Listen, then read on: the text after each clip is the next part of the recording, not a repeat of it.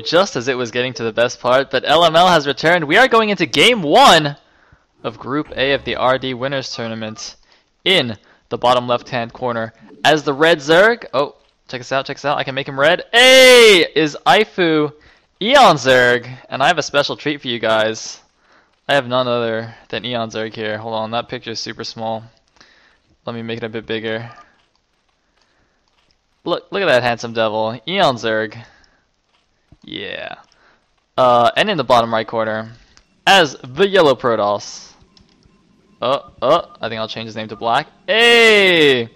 We have gNs.I-LML. Where is he in my little folder? Hey, there he is. Now, I was trying to be fancy earlier on and make like little pop-up things with these pictures, but then I was just like, screw it. I'm just gonna do it old school and just like stick pictures on the screen. Yeah. So the other two players in this group are Ace and Whistler.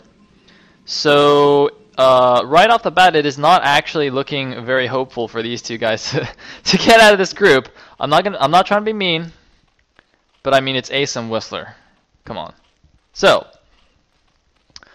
in any case, looks like we have some stream difficulties. Oh wait, is it back? Is it back? Is it back? Stream is fine. I certainly hope it's fine. Okay, fantastic. So what was I saying? Oh, the other people in the group. So if you weren't aware of the format, if you didn't read the thread, it's a kind of like a round robin. Well, not really a round robin. Basically, there's 4 players in the group. Each player will play every other player in the group 3 games, but it's not a best of 3. You in fact play all 3 of your games, win or lose, and the 2 players who advance are in fact the 2 players who got the most individual game wins. So actually 3-0ing your opponent is in fact better than beating them 2-1. So it's not the same as a best of 3. Anyway, we do see LML's pretty standard. Standard for him, Gateway, Forge into Expansion. He does this every single PvZ. As we saw in the qualification tournament that he won. And he actually explained in the interview. So let me tell you guys about this build. It's essentially a delayed Forge FE that allows you to both be safe against like a 5 pool and also potentially put on a little bit of early pressure with the Zealots if your opponent 12 hatched. But then since you get the Forge right after that, you can still build a cannon and then build your Nexus. And another interesting thing he pointed out in the interview was, well, during the cast, I was talking about how he puts one cannon at the front and he puts another one kind of like back a little bit nearer the Nexus, and I was questioning why he did that because I thought it would be better to put 2 at the front like the normal Forge FE, but in fact his reasoning is that if later on the Zerg goes for mutas, the second cannon closer to the Nexus actually protects against that. So I was like, okay, that makes sense. So we shall see if he does that this game. I would imagine he is going to.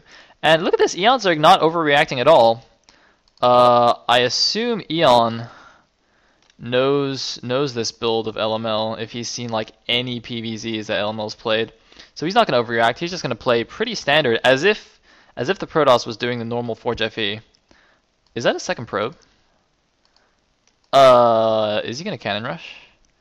LML, this looks like a cannon rush. LML, I mean, he's made the Nexus. He's getting a gas. Alright, is this probe going to be sneaky? It's going to get spotted by an Overlord. Alright. It could just be a second scout. I mean, I definitely thought that would be a cannon rush, but then there's an Overlord there, so the probe's being all embarrassed, like, I'm not here. Don't worry about it. Did gNs.I-LML not see it though? Because he hasn't sent any lings to deal with that, which is a little bit strange. I mean, he should have sent at least 1 ling. He doesn't need all these lings here. Oh, he actually made 8 Zerglings. That's a little bit interesting. Probably in response to the fast gateway. Doesn't want to get harassed by the early Zealots. And the second cannon. Actually, I don't know where. It's actually fine. He didn't actually put it that far back, but it's all right. Anyway, 1 ling is coming up here to check this out. The Overlord, of course, saw that there were no cannons here. Oh, by the way, did you guys know that, like, if you pylon block here, it's not actually ling tight? Man, I lost an embarrassing ladder game the other day because of that. And then I beat Xcept in a ZVP because he tried to cannon rush me there and it wasn't ling tight, and he didn't know, and I was like, yep. I feel your pain, man. I feel your pain, Brotoss. Anyway, what do we have? Oh, a fast Citadel. A fast Citadel and Aspire. Is there a second gas? Not quite yet. Pretty standard from Eon. Pretty standard. Is this the same probe? I think this is. This probe has been alive for quite a while. That's pretty good. Oh, just as I say that. Just as I say that, it dies, and I also realize that I can't hear the probe dying. Why is that? Nope, I still can't hear probes dying. That must be an Overlord. Okay, good.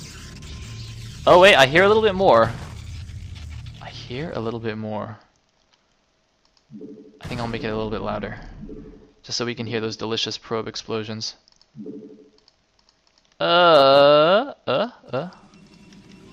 can't tell. I need something to die. Anyway. We have an Archives. We have Forge spinning. We have Zealots moving out. Eon's got to pay attention. He's losing some free Zerglings. I'm surprised only... Is that one or two? I'm trying to tell from the blood spatter. I'm trying to go all like Dexter here. Tell from the blood spatter. Anyway, that's a pretty awesome show, by the way, guys. I should watch that show. So nothing exciting going on. What is Eon doing? Eon is doing very standard stuff. Building 2 creeps already. I don't know if that's necessary. I mean, it's certainly safe. And LML is building a lot of cannons. 3 cannons at the front and a cannon in there, and 3 cannons in the main. Really? There's no mutas coming, dude. Oh my goodness. I think this is a complete mystery. I don't know what he scouted that prompted all these cannons, but this is like anti-muta defense. Oh man, this is completely not necessary.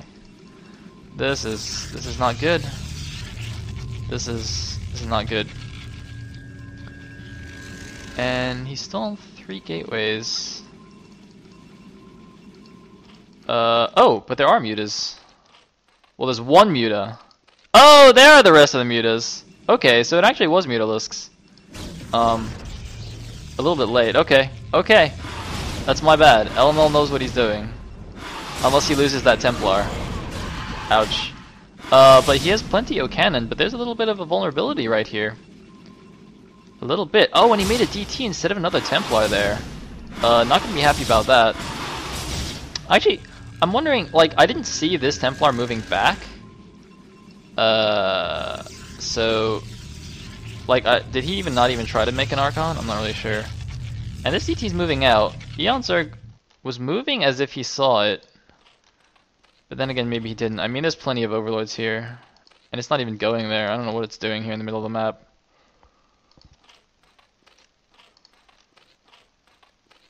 Oh, now it's moving. Gotta keep an eye on that guy. I have a history of missing sneaky DTs. They even sneak past my keen observer eyes.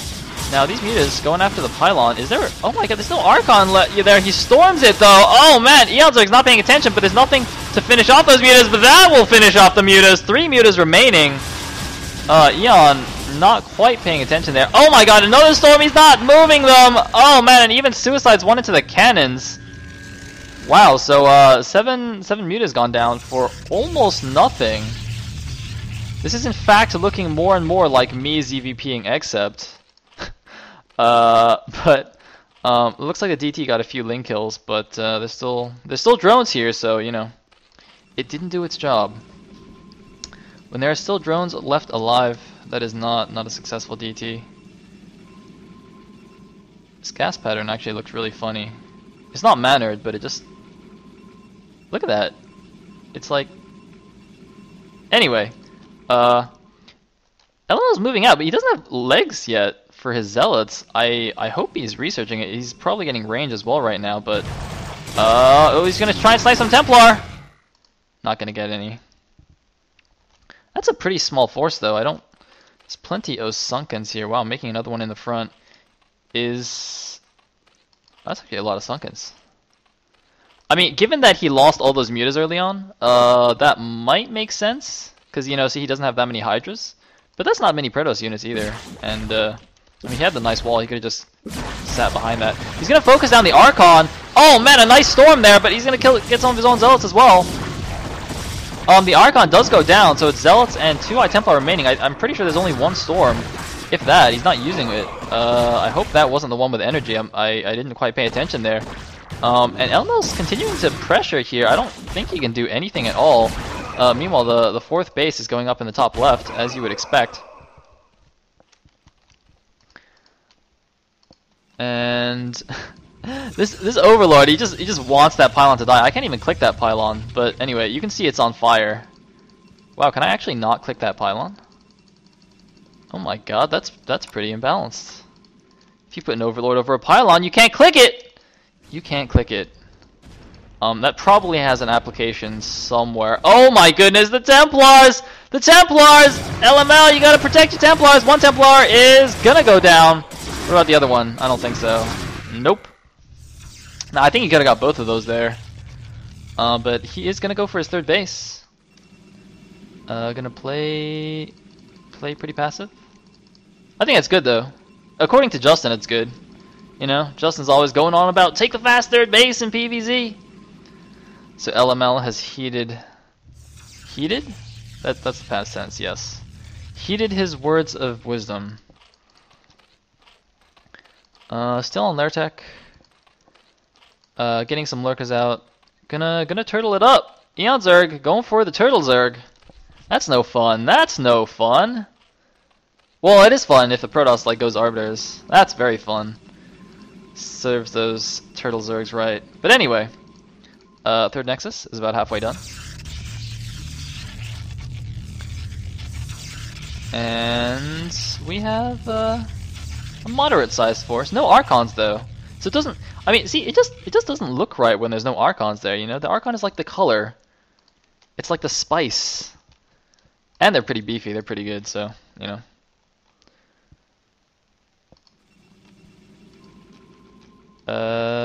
LML's moving up towards the north. There's 4 lings here, but the cannons are already done, so they won't actually be able to do anything. They're not even in the right place. I wonder if this cannon ranges them. Not quite. So he's gonna check the 12, but I mean, there wouldn't be a base there anyway. Oh, looks like the lings are just gonna go kill themselves to see a base there.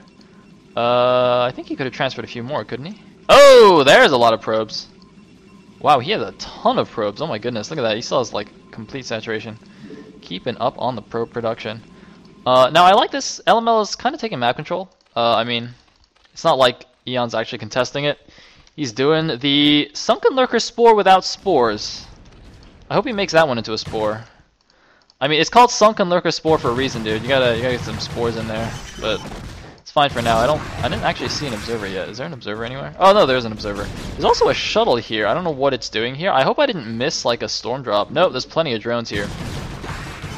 And these lings seem to have killed a few dragoons. That's nice. That's nice. Nothing. By the way,